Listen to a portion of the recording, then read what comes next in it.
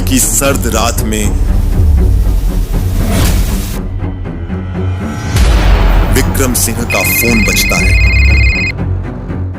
Vikram, Nehru place में murder हुआ है, अभी जल्दी आओ। जहां चकाचौंध के पीछे छुपा था एक खूनी राज,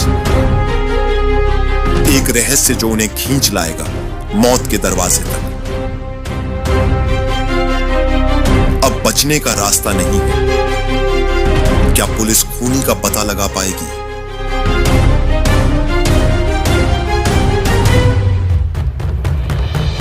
खूनी राज, एक crime thriller short story. Delhi की सर्द रात थी। ठंडी हवा नेहरू प्लेस की ऊंची इमारतों के बीच सनसनाती हुई बह रही थी। राकेश मल्होत्रा का पेंट हाउस, जो शहर की सबसे महंगी बिल्डिंग की सबसे ऊपरी मंजिल पर था, आज असामान्य रूप से शांत था। बाहर की चमक दमक और भीतर की खामोशी में एक अजीब सा तनाव था। राकेश मल्होत्रा, दिल्ली के सबसे बड़े रियल एस्टेट कारोबारी, अपने लग्जरी सोफे पर मृत पड़े थे। उनके सीने में एक चाकू गड़ा था और खून का गहरा लाल दाग उनके सफेद कालीन पर फैल रहा था।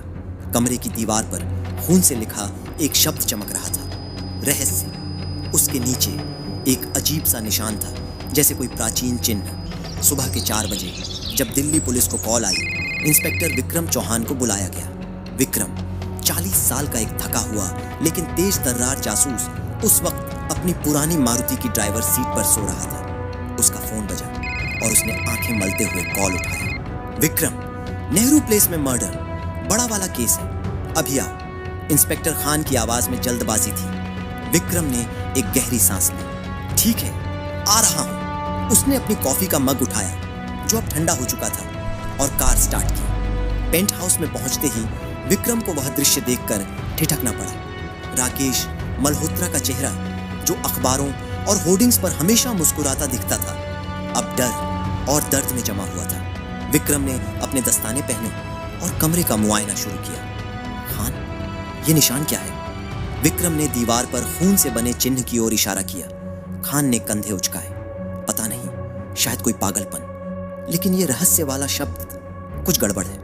विक्रम ने निशान को गौर से देखा। उसका दिमाग अतीत में चला गया। 10 साल पहले एक और केस में उसने ऐसा ही कुछ देखा था। उस केस ने उसकी जिंदगी बदल दी थी। उसकी पत्नी माया उसी केस की भेंट चढ़ गई थी। यह कोई साधारण मर्डर नहीं है, विक्रम ने धीरे से कहा। यह किसी बड़े खेल की शुरुआत है। उसी वक्त बाहर भीड़ में एक युवा औरत खड़ी थी। अनन्या शर्मा, एक तेज तर्रार पत्रकार, अपने कैमरे से तस्वीरें ले रही थी।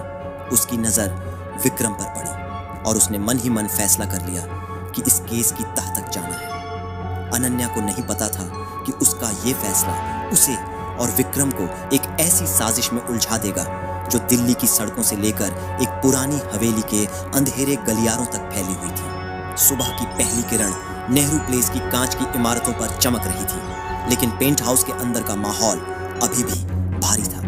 पुलिस की फॉरेंसिक टीम ने कमरे को छानना शुरू कर दिया था। कैमरे की चमक और सबूतों को इकट्ठा करने की हलचल के बीच विक्रम चौहान खामोशी से दीवार पर खून से लिखे शब्द रहस्य को देख रहा था। उसका दिमाग बार बार उसी पुराने केस की ओर भाग रहा था। 10 साल पहले एक ऐसी ही रात, एक ऐसी ही दीवार और एक ऐसा ही निशान। विक्रम, कुछ मिला? इंस्पेक्टर खान ने उसकी तरफ देखते हुए पूछा। खान का चेहरा थकान और बेचैनी का मिश्रण था।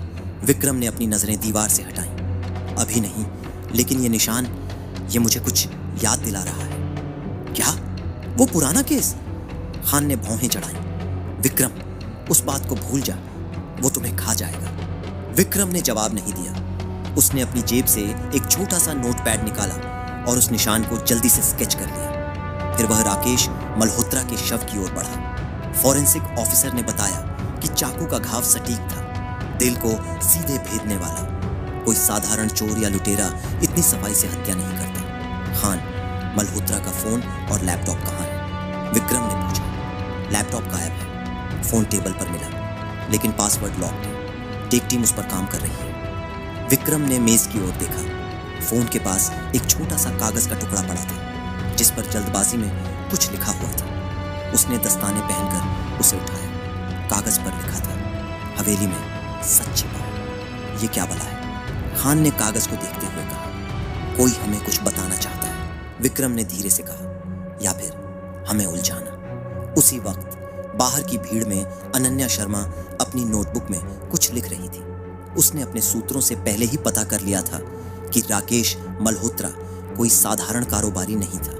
उसका नाम कई विवादों से जुड़ा था, जमीन घोटाले, काले धन के आरोप और कुछ ऐसी अफवाहें जो कभी साबित नहीं हुई। अनन्या की नजर विक्रम पर थी, जो पेंट हाउस से बाहर निकल रहा था। वह तेजी से उसकी ओर बढ़ी। Inspector Chauhan, 1 minute. विक्रम ने रुककर उसकी ओर देखा। उसका चेहरा थकान से भरा था, लेकिन आंखों में एक चमक थी। आप कौन? अनन्या शर्मा, दिल्ली टाइम्स।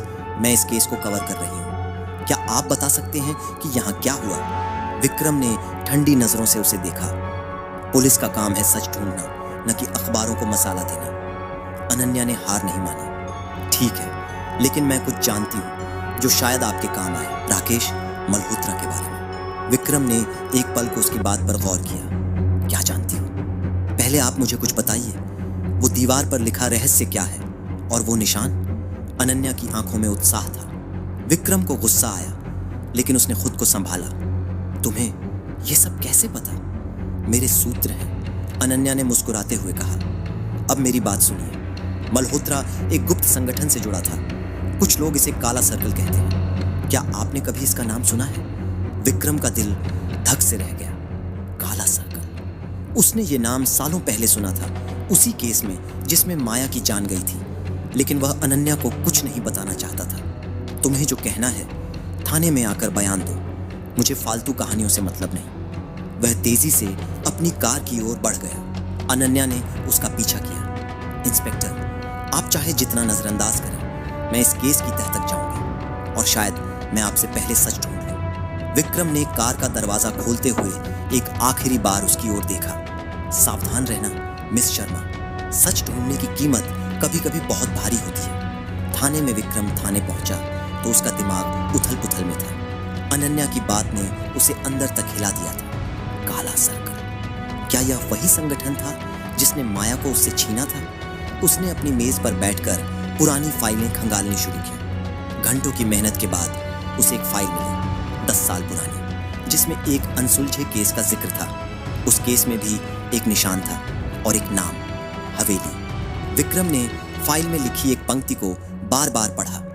पुरानी हवेली के गलियारों में एक रहस्य छिपा है जो काला सर्कल को जिंदा रखता है। उसी वक्त उसका फोन बजा। खान की आवाज थी। विक्रम, एक और मर्डर हुआ है करोल बाग में, और वहां भी वही निशान है। विक्रम ने फोन काटा और अपनी बंदूक उठाई। उसे पता था कि यह केस अब सिर्फ एक हत्या का नहीं था, यह एक जाल था और वह उसमें फंस चुका था। दूसरा, खून करोल बाग की तंग गलियों में सुबह की हलचल शुरू हो चुकी थी। सब्जी मंडी की भीड़, रिक्शों की घंटियां और चाय की दुकानों की गर्माहट, सब कुछ वैसा ही था, सिवाय उस छोटे से फ्लैट के जहां मौत ने फिर दस्तक दी थी। विक्रम चौहान अपनी मारुति को गली के किनारे खड़ा करके तेजी से उस इमारत की ओर बढ़ा जहां दूसरी हत्या की खबर आई थी। उसका दिल तेजी से धड़क रहा था। खान की आवाज अभी भी उसके कानों में गूंज रही थी। वहां भी वही निशान है। फ्लैट तीसरी मंजिल पर था। सीढ़ियां चढ़ते वक्त विक्रम ने देखा कि आसपास के लोग खामोश खड़े थे, उनके चेहरों पर डर और उत्सुकता का मिश्रण। पुलिस ने इलाके को घेर लिया था और फॉरेंसिक टीम पहले ही काम पर लगी थी। विक्रम ने फ्लैट में कदम रखा।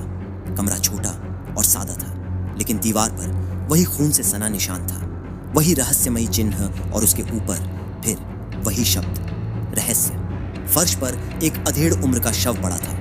उसका गला कटा हुआ था और खून का गहरा गड्ढा फर्श पर जम चुका था। कौन है ये? विक्रम ने खान से पूछा, जो पहले से ही वहां मौजूद था। नाम है प्रदीप गुप्ता, 50 साल का, स्थानीय व्यापारी, छोटा मोटा बिजनेस, कोई बड़ा रिकॉर्ड नहीं। खान ने अपनी नोटबुक देखते हुए कहा। लेकिन ये देखो। खान ने एक प्लास्टिक बैग में बंद एक कागज का टुकड़ा विक्रम को थमाया। उस पर लिखा था, हवेली का सच तुम्हें बुला रहा है। विक्रम ने कागज को गौर से देखा। उसका दिमाग फिर से 10 साल पुराने उस केस की ओर भागा। हवेली, काला सर्कल, माया। वह खुद को रोक नहीं पाया। उसने अपनी जेब से वो पुरानी फाइल का स्केच निकाला जिसमें उसने पेंट हाउस के निशान को कॉपी किया था। दोनों निशान एक जैसे थे, खान, ये कोई साधारण कातिल नहीं है, विक्रम ने धीरे से कहा। ये हमें कुछ दिखाना चाहता है या फिर हमें फंसाना, खान ने जवाब दिया। लेकिन ये हवेली वाली बात, ये क्या है? विक्रम ने जवाब देने से पहले एक गहरी सांस ली। मुझे नहीं पता, लेकिन मुझे लगता है हमें उस हवेली तक जाना होगा। अनन्या का पीछा विक्रम जब फ्लैट से बाहर निकला तो उसकी नजर फिर से अनन्या शर्मा पर पड़ी। वह भीड़ के बीच खड़ी थी, अपने फोन पर कुछ टाइप कर रही थी। विक्रम को गुस्सा आया। ये लड़की हर जगह कैसे पहुंच जाती है? मिस शर्मा, विक्रम ने ठंडी आवाज में कहा, आपको यहां क्या चाहिए? अनन्या ने फोन नीचे किया और मुस्कुराई। इंस्पेक्टर, मैं अपनी स्टोरी के लिए मसाला ढूंढ रही हूं और मुझे लगता है आप मुझे वो दे सकते हैं। मैंने कहा था थाने में बयान दो, विक्रम ने तल्खी से कहा। और मैंने कहा था मैं सच ढूंढूंगी, अनन्या ने पलटकर जवाब दिया। देखिए इंस्पेक्टर, मुझे पता है कि प्रदीप गुप्ता राकेश मल्होत्रा के साथ बिजनेस करता था, छोटा मोटा लेकिन गहरा कनेक्शन था। और मुझे यह भी पता है कि दोनों किसी पुरानी हवेली के प्रोजेक्ट में शामिल थे। विक्रम का दिल एक बार फिर धक से रह गया। हवेली, फिर वही शब्द। वह अनन्या की ओर गौर से देखने लगा। तुम्हें यह सब कैसे पता? मेरे सूत्र, अनन्या ने रहस्यमयी अंदाज में कहा। लेकिन अगर आप चाहें तो मैं आपकी मदद कर सकती हूँ, बशर्ते आप मुझे भी लूप में रखें। विक्रम को उसकी बात पर गुस्सा तो आया, लेकिन वह जानता था कि अनन्या के पास ऐसी जानकारी है जो पुलिस के पास नहीं थी, और समय कम था। दूसरी हत्या हो चुकी थी, तीसरी होने से पहले उसे कुछ करना था। ठीक है, विक्रम ने आखिरकार कहा, लेकिन एक शर्त, तुम मेरे साथ चलोगे और जो मैं कहूँगा वही करोगे। कोई स्टोरी तब तक नहीं जब तक केस खत्म ना हो। अनन्या ने एक पल सोचा, फिर हाथ बढ़ाया। डील। विक्रम ने उसका हाथ थामा, लेकिन उसे अंदर ही अंदर शक था। क्या वह इस लड़की पर भरोसा कर सकता था? हवेली की ओर विक्रम और अनन्या उस दोपहर दिल्ली के बाहरी इलाके की ओर निकले, जहां पुरानी हवेली थी। फाइल में उसका पता लिखा था, एक सुनसान जगह जहां सालों से कोई नहीं गया था। रास्ते में अनन्या ने विक्रम को और जानकारी दी। मल्होत्रा और गुप्ता उस हवेली को डेवलप करना चाहते थे, लेकिन स्थानीय लोगों का कहना है कि वो जगह शापित है, वहां कुछ अजीब होता है। कुछ लोग कहते हैं वहां एक गुप्त कमरा है जहां कोई नहीं जाता। विक्रम ने खामोशी से सुना। उसका दिमाग उस फाइल की आखिरी लाइन पर अटक गया था। हवेली के गलियारों में एक रहस्य छिपा है। जब वे हवेली के पास पहुंचे तो सूरज ढल रहा था। हवेली पुरानी और जीर्ण शीर्ण थी। उसकी दीवारें टूटी फूटी थीं और खिड़कियों से अंधेरा झांक रहा था। विक्रम ने अपनी बंदूक निकाली और अनन्या की ओर देखा। तैयार हो? अनन्या ने हल्के से सिर हिलाया, लेकिन उसकी आंखों में डर की एक हल्की सी चमक थी। वे दोनों हवेली के अंदर कदम रखने वाले थे। तभी विक्रम को कुछ सुनाई दिया, एक हल्की सी आहट, जैसे कोई उनके पीछे था। उसने पलटकर देखा, लेकिन वहां कोई नहीं था। क्या हुआ? अनन्या ने फुसफुसाते हुए पूछा। विक्रम ने जवाब नहीं दिया। उसने अपनी बंदूक और सख्ती से पकड़ी। सावधान रहो, उसने कहा। हम अकेले नहीं हैं। सच का आलम हवेली के अंधेरे गलियारों में हुई वह भयानक रात विक्रम चौहान के दिमाग में हमेशा के लिए बस गई थी। खून, गोली की आवाज़ें और काला सर्कल के रहस्य का पर्दाफाश, सब कुछ एक बुरे सपने की तरह था। लेकिन अब 3 दिन बाद दिल्ली के पुलिस हेडक्वार्टर में बैठकर वह उस रात को याद कर रहा था। उसकी मेज पर पड़ी फाइल में केस की आखिरी रिपोर्ट थी और उसके सामने इंस्पेक्टर खान खड़ा था। विक्रम, तुमने कर दिखाया, खान ने गर्व से कहा। काला सर्कल का भंडाफोड़, मल्होत्रा और गुप्ता की हत्या का हल, और वो हवेली का रहस्य। तुमने सचमुच कमाल कर दिया। विक्रम ने हल्की सी मुस्कान दी, लेकिन उसकी आंखों में उदासी थी।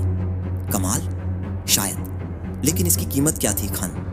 3 दिन पहले हवेली का अंतःवेली के सबसे निचले तहखाने में विक्रम और अनन्या उस शख्स के सामने खड़े थे जिसने काला सर्कल को जिंदा रखा था। डॉ अर्जुन मेहरा, एक नामी प्रोफेसर और समाज सेवी जिसके पीछे कोई शक भी नहीं कर सकता था। लेकिन वह वही था जिसने राकेश मल्होत्रा और प्रदीप गुप्ता की हत्या की थी।